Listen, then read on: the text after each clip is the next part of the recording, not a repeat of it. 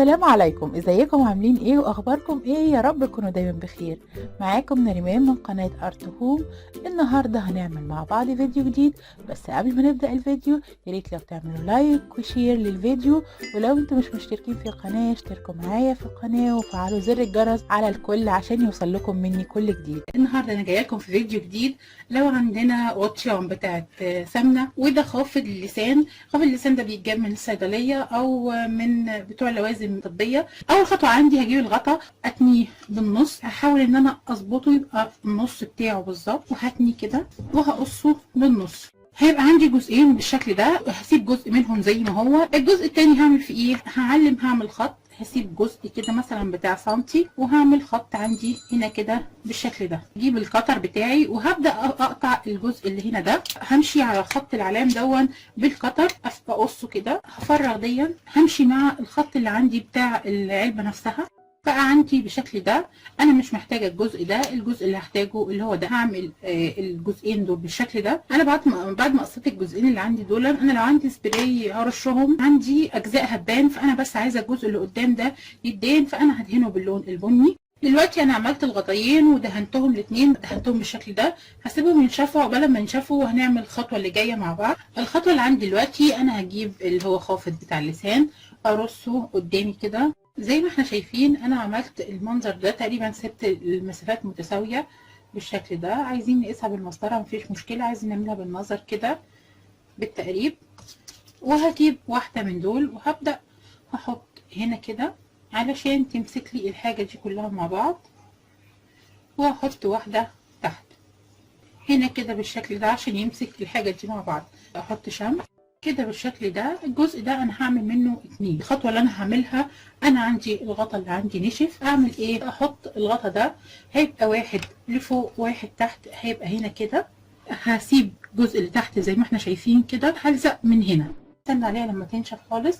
هجيب الجزء اللي فوق اخليهم في وش بعض هنا كده، هلزقها معاكم بقد الشكل ده. الخطوه اللي هعملها ان انا هجيب معايا اللي هما العصيان دي، هرصهم داير الغطايين اللي انا عاملاهم.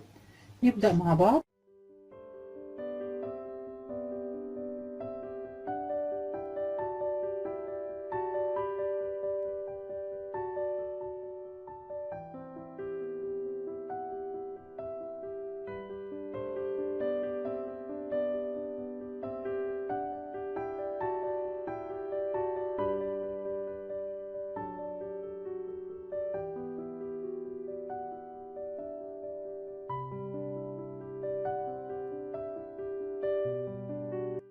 زي ما احنا شايفين بقت عندي بالشكل ده اهو.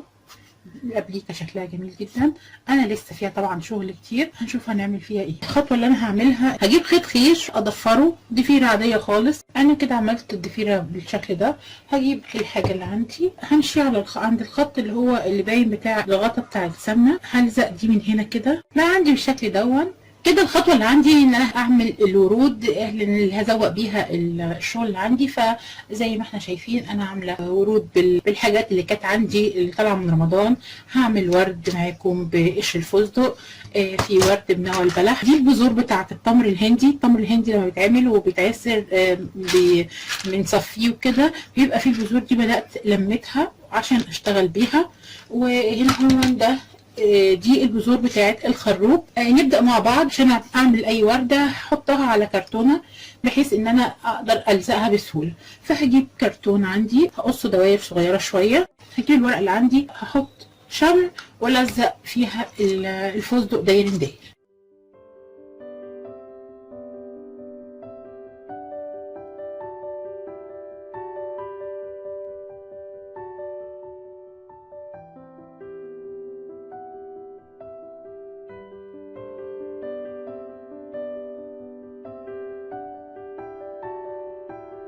بقت بالشكل ده كده. هعمل منها كذا واحدة. هعمل معاكم اللي هي الكبيرة دي برضو. هجيب كرتون وهقصه كده. هجيب اللي هو اللي عندي ده، هحط كده.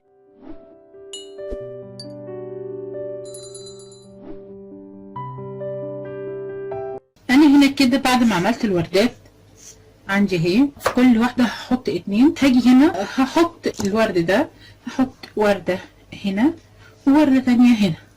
مش هزود كتير عشان المنظر معايا ما يبقاش زحمه. انا هعمل حاجات تانية، مش هحط ورد من ده، انا هزود حاجات تانية هنشوف مع بعض. نبدا نلزقهم كده عندي بالشكل ده. انا حطيتهم هنا عكس بعض. انا ممكن استكفى كده، بس انا حابه هزود معاكم حاجه، الحاجه دي هتفرق معايا كتير في المنظر. اللي هعمله ان انا هبدا ارسم فروع خفيفه بالقلم، احرقها بالكاويه. انا هنا بدات رسمت خطوط فروع كده خفيفه احرقها. هجيب الكاويه، انا مسخنه الكاويه عندي، امشي على الخطوط دي.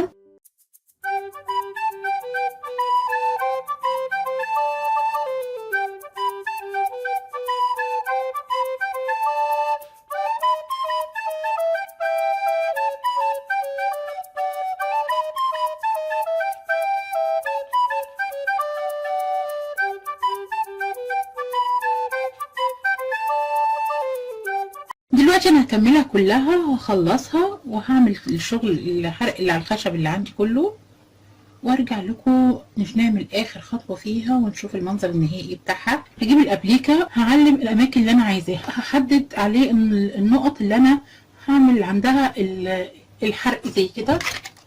خليها بصفكم كده، هعمل زيها.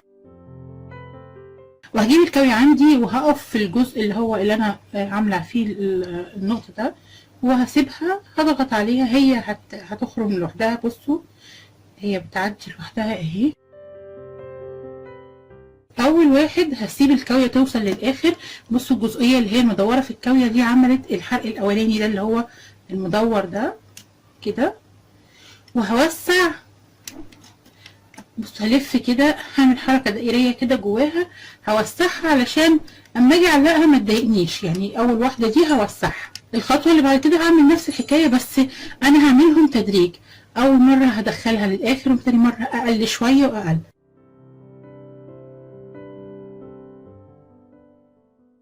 انا كده اللي عندي الحاجه اللي عندي خلصت خلاص. انا حاسه ان هنا الجزء ده ضعيف شويه، هاجي هنا وهلزق حته صغيره في الجزء ده هنا بس. في ملحوظه، انا طبعا انا رسمت الحاجه دي بالقلم الرصاص بالاستيكه عادي خالص وبيتمسح. بمسح كل الاجزاء اللي انا رسمتها، اتمسحت والشغل عندي بقى نضيف وزي الفل اهو. الخطوه اللي عندي الاخيره اخر حاجه قبل ما نعلقها، ان انا هجيب ورنيش، اي ورنيش، بس ينفع ورنيش مائي، بس انا بحب الورنيش بتاع الخشب او الورنيش الزجاجي علشان يديني لون مصفر شويه، الحاجه تبقى شكلها احلى. فانا هجيب الورنيش عندي، ادهن الحاجه اللي عندي كلها، والورد والخيط وكل حاجه بالشكل ده. بصوا بيديها لمعه كأنها ازاز، بيديها لون حلو قوي زي ما احنا شايفين. انا بحب اللون المصفر ده بالذات مع حرق الخشب، وبيحافظ على الحاجه جدا، بتقعد سنين سنين بننساها خالص. بقت عندي كده زي ما احنا شايفين. هدهن دي كمان وهسيبهم الاتنين ينشفوا، وكده الاباليك اللي عندي بقت بالشكل الجميل ده زي ما احنا شايفينها كده. شغل الحرق على الخشب شكله رائع، والوردات اللي احنا عملناها جميله جدا. هنحط لها اضاءه، اي اضاءه عندنا، لو في شمع الكتروني او لو حبينا ممكن نوصل لها كهرباء.